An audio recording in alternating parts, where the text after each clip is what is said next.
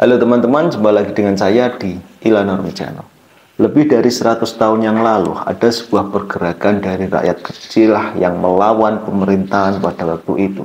Pergerakan ini terjadi di perbatasan antara Provinsi Jawa Timur dengan Provinsi Jawa Tengah, lebih tepatnya di beberapa kabupaten, yaitu Kabupaten Bojonegoro, Kabupaten Bluro, Kabupaten Rembang, dan Kabupaten Pati. Nah, pergerakan rakyat kecil ini dipimpin oleh seseorang yang bernama Raden Kohar, yang dikenal dengan pergerakan Samin, yang terkenal dengan sedulur sikapnya. Pergerakan atau perlawanan rakyat kecil yang dilakukan rakyat Samin ini itu disebabkan karena pemerintahan pada waktu itu, yaitu kolonialisme Belanda, itu menerapkan sebuah kebijakan yang sangat tidak masuk akal sekali, yaitu kebijakan yang cenderung menindas rakyat kecil. Salah satu kebijakan yaitu dengan cara menaikkan pajak yang setinggi mungkin, menekankan kerja paksa. Sehingga dengan kebijakan-kebijakan yang diambil pemerintahan pada waktu itu, yaitu kolonialisme Belanda pada waktu itu, rakyat Samin bergerak untuk melawan. Perlawanannya dengan cara apa? Yaitu perlawanannya dengan cara pembangkangan. Pembangkangan terhadap semua kebijakan-kebijakan dari pemerintahan pada waktu itu tidak mau melakukan. Salah satunya membangkang untuk membayar pajak, membangkang untuk tidak melakukan kerja paksa, terus mengatakan bahwasanya tanah yang mereka duduki itu tanah dari leluhurnya, bukan tanah yang dikuasai oleh pemerintahan kolonialisme Belanda pada waktu itu. Lah, dengan adanya pergerakan ini, dengan adanya perlawanan dari rakyat Samin ini, tentunya pemerintahan pada waktu itu kalang kabut, sehingga pemimpin dari rakyat Samin ini, Raden Kohar, itu diculik kemudian diasingkan. Nah, di tahun 2025, lebih tepatnya tanggal 13 Agustus, perlawanan dari rakyat Samin ini terulang kembali, sejarah terulang kembali, tepatnya di Kabupaten Pati, yang dimana pada tanggal itu rakyat Pati melakukan sebuah perlawanan terhadap kebijakan yang diambil pemerintahan Pati, yang dimana kebijakan tersebut sangat tidak masuk akal sekali, sangat memberatkan sekali rakyat miskin. Kebijakan yang diambil Bupati Pati, Bupati Sadewo, yaitu menaikkan pajak bumi dan bangunan sebesar 250% di tengah ekonomi yang sangat sulit, di tengah pengangguran yang begitu banyak, di tengah sulitnya mencari lapangan pekerjaan. Kebijakan yang diambil Bupati Sadewo dengan cara menaikkan pajak 250% ini sangat memberatkan rakyat kecil sekali, sehingga rakyat yang merasa terberatkan dengan kebijakan yang diambil Bupati Sadewo ini memunculkan aksinya dengan cara melawan. Sehingga dengan perlawanan yang dilakukan dari rakyat Pati itu membuat Bupati Sadewo itu membatalkan kebijakan menaikkan pajak bumi dan bangunan sebesar 250% itu dibatalkan. Namun rakyat Pati tetap menggelar perlawanannya. Karena apa? Ya karena ketika Bupati Sadewo ini memunculkan sebuah kebijakan dengan menaikkan pajak bumi dan bangunan itu sebesar 250%, itu dibarengi dengan arogan, dibarengi dengan kesombongan, yang dimana kalimatnya kurang lebihnya seperti ini: jangankan 5.000 orang datang ke sini menggeruduk saya di sini, 50.000 orang datang ke sini, saya tidak akan membatalkan kebijakan saya menaikkan pajak bumi dan bangunan sebesar 250% itu. Itu ujar Bupati Sadewo. Lah, dengan kearoganan yang dimunculkan dari Bupati Sadewo itu, rakyat Pati muak sehingga terus melakukan perlawanan, sehingga bergeser tuntutan yang dituntut rakyat Pati itu untuk menggulingkan, memakzulkan Bupati Sadewo dari jabatannya sebagai bupati.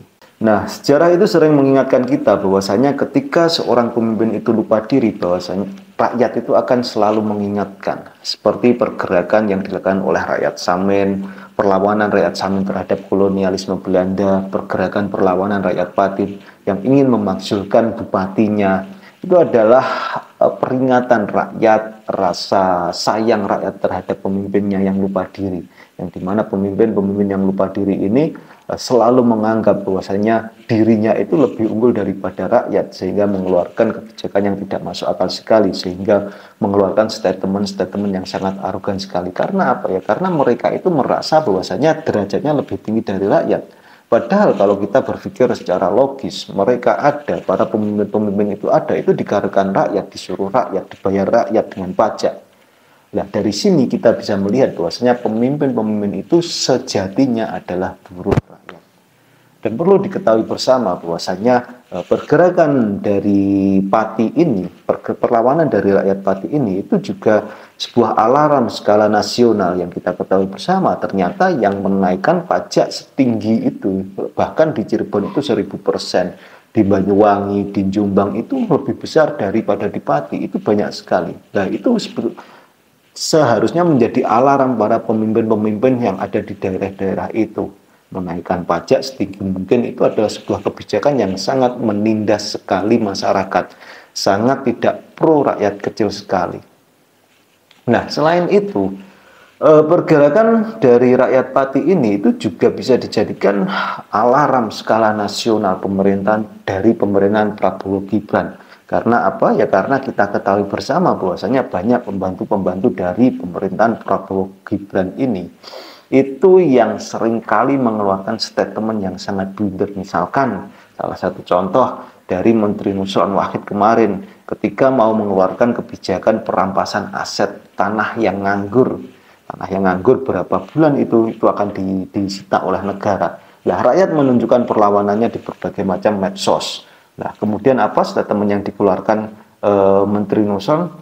Emangnya mbah kamu bisa bikin tanah? Lah, statement-statement yang dikeluarkan seorang menteri yang begitu menyepelekan, mbah kamu yang bikin tanah. Nah, itu kan sangat menyepelekan rakyat sekali. Nah, statement-statement yang seperti ini itu statement yang sangat blunder sebetulnya. Karena apa ya? Karena ketika si Menteri Nusron ini mengeluarkan kebijakan mau pengambilan tanah yang nganggur, itu mendapat respon yang negatif dari masyarakat. Tetapi respon yang diberikan si Nusron ini kepada rakyat yaitu menyepelekan, bah kamu bisa bikin tanah dan seterusnya dan seterusnya. Nah, perilaku yang terjadi, perilaku yang dilakukan berbagai macam pembantu-pembantu presiden ini adalah perilaku yang sangat arogan sekali. Misalkan ketika ada yang mengkritik pemerintahan, tiba-tiba ada yang menanya, kontribusimu untuk negara apa emangnya? Kok kamu kritik-kritik? Nah, padahal rakyat itu diperas pajaknya untuk menggaji siapa ya? Untuk menggaji mereka-mereka yang duduk di kursi empuk di sana. Kok masih ditanya kontribusi untuk negara ini? Nah, itu kan sesuatu statement yang sangat menyepelekan sekali. Nah, dari sini, dari apa yang dilakukan oleh pembantu-pembantu pemerintahan Prabowo Gibran ini yang menunjukkan kearoganansinya, itu seharusnya bisa melihat kejadian yang ada di Pati ini adalah sebuah alarm. Alarm apa? Yaitu ketika rakyat sudah mulai sadar bahwasanya pemerintah itu tidak lebih dari buruh rakyat, dan ketika pemerintah itu melakukan suatu kebijakan blunder, suatu kebijakan yang tidak pro rakyat, bahkan kebijakan yang sangat arogan dan menyepelekan rakyat, maka rakyat tidak akan tinggal diam. Rakyat pasti akan melawan, menuntut haknya, menuntut bahwasanya apa yang dia jabat saat ini itu bisa digulingkan oleh rakyat. Karena apa? Ya karena adanya mereka duduk di kursi empuk yang ada di sana itu disebabkan adanya rakyat-rakyat kecil ini. Ketika rakyat kecil ini tidak ada, tentunya mereka-mereka yang di sana itu juga tidak ada. Mau dibayar pakai apa? Tentunya tidak ada.